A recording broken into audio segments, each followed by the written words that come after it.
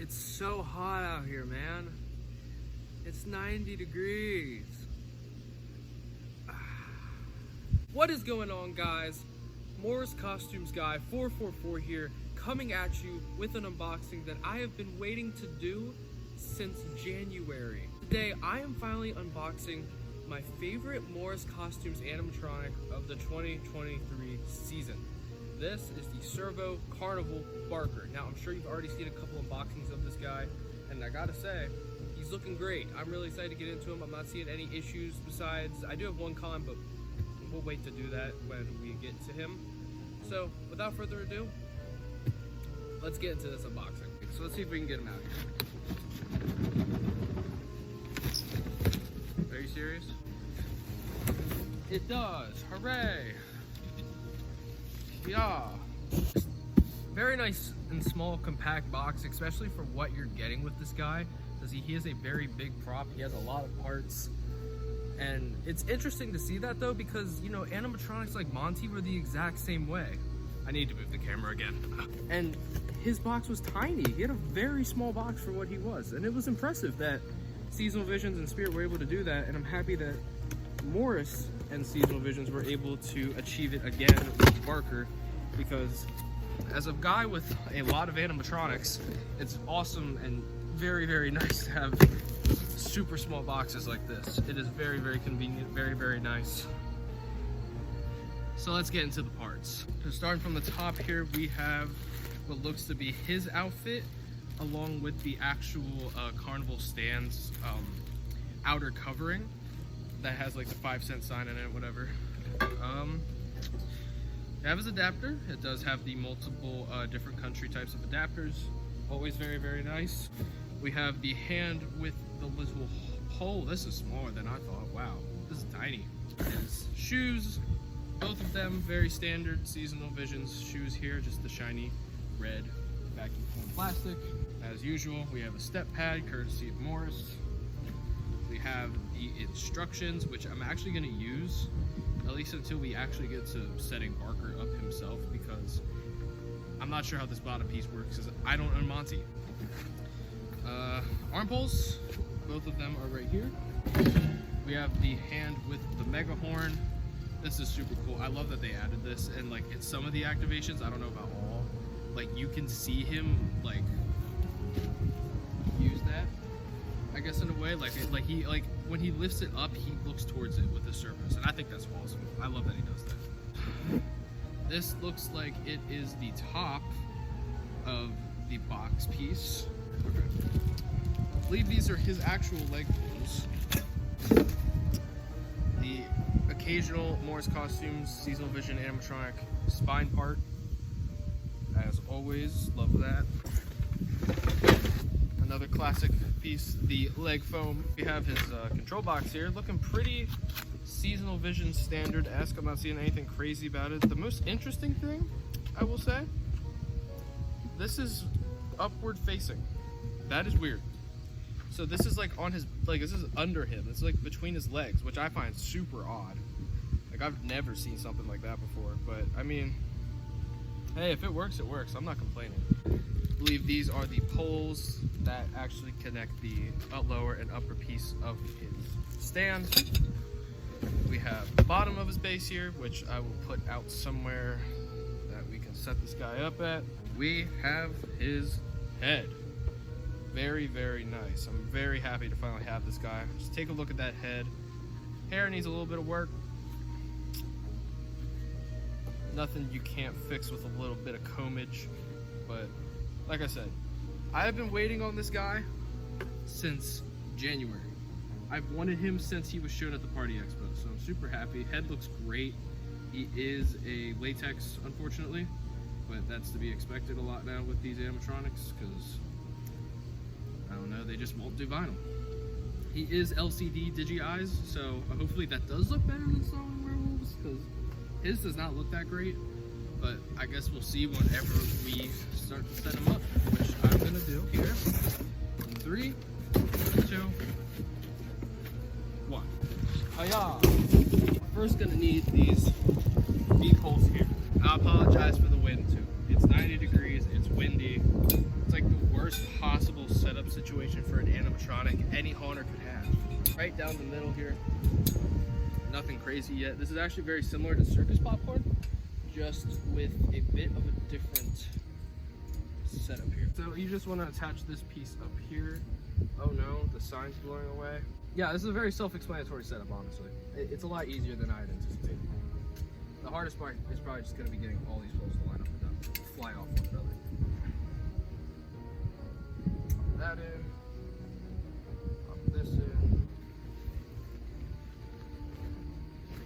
Yo, this wind. Okay. Breathing this out.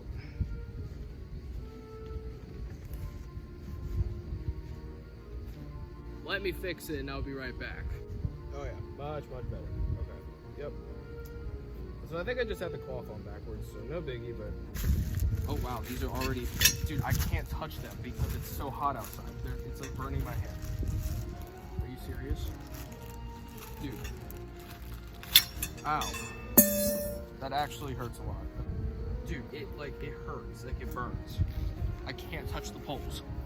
That's insane.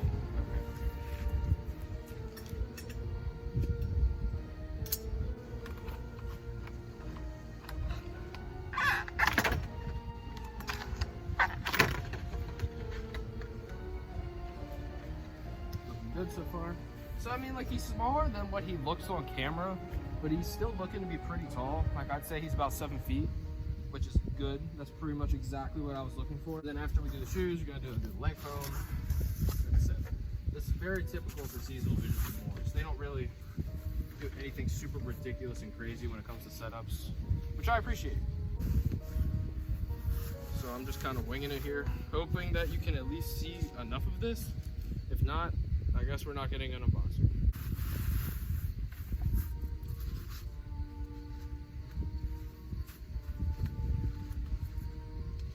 Like I said, it's looking super simple here. I'm gonna do the control box body piece. That's gonna go right here, because that is obviously something I worry about with every animatronic I own. So far, he seems pretty sturdy. He seems pretty decent quality, I would say. I'm not having too many complaints yet. Really, not any. Besides the landscape fabric main piece, but that's pretty typical for SVI. I can't even really knock him for it. Like, just like so. Good. But with those, honestly, if you forget it or just don't feel like putting it on, they don't really ever need the back pieces. They don't really change much about the character you're setting up, I will admit. Because I've forgotten it for a handful of props. I have. I'll admit it, but it really doesn't change too much about the character. Besides, like, a little lack of back form, which you really don't notice. So it's looking like it's a 3-foot box with a 4-foot clown on top. So I mean, in reality, he's very short, but it's basically just a Monty's. And then another thing that is very nice, these do actually come with washers, so that you don't have to worry about the arms falling off during his activation, because his arms do move a lot. So I normally am very annoyed by these cotter pins, but that's what they call cotter pins. The cotter pins, but it is needed on an animatronic like Barker if you don't want the pieces falling off and whatnot, so I can't be too upset. I really can't. So it is nice to see. Once again, I advocate against cotter pins. They're very annoying, but in situations like this, you do need them. Typical, super typical SVI setup here. Nothing insane, nothing like ridiculous. It's very standard, very run-of-the-mill, and that's what I love. It's one of my favorite things about Seasonal Visions. It's why they're my favorite company. It's because they know the standards, they use them, and they're great, and they help out a lot. That's really lovely. There's already chipping on the megaphone, so that's always great to see.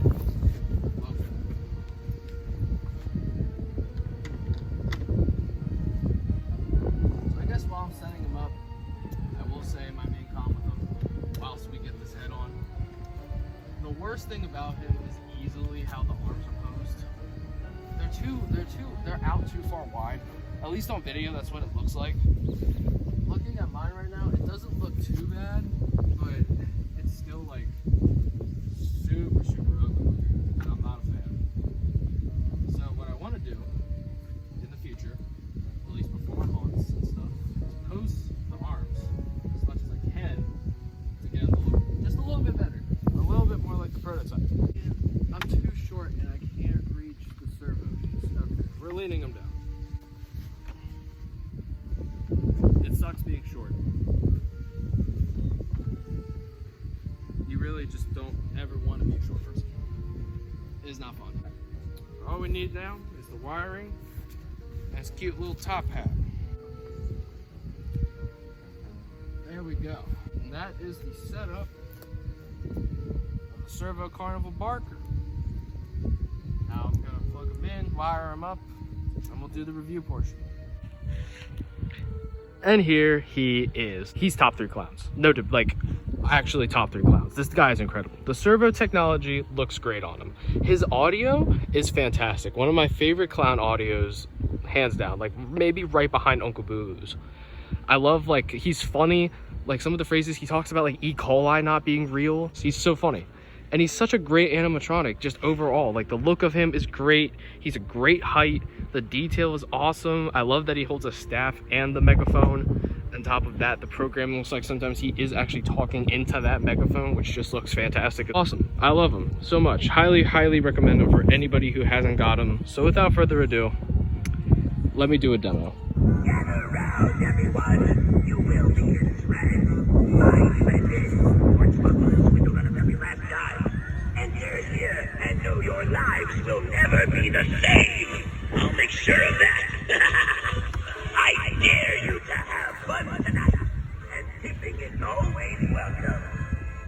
And that is gonna do it for today's unboxing, review, and setup of the Morris Costumes 2023 Servo Carnival Barker. Like I had said, hands down top 3 clown animatronic ever made. I love him.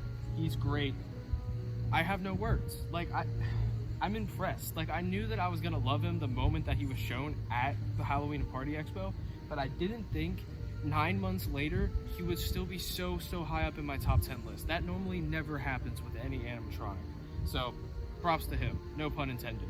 But I'm Spooky Guy 444. Stay tuned for Thursday. Drop Down Scarecrow unboxing is coming out that day.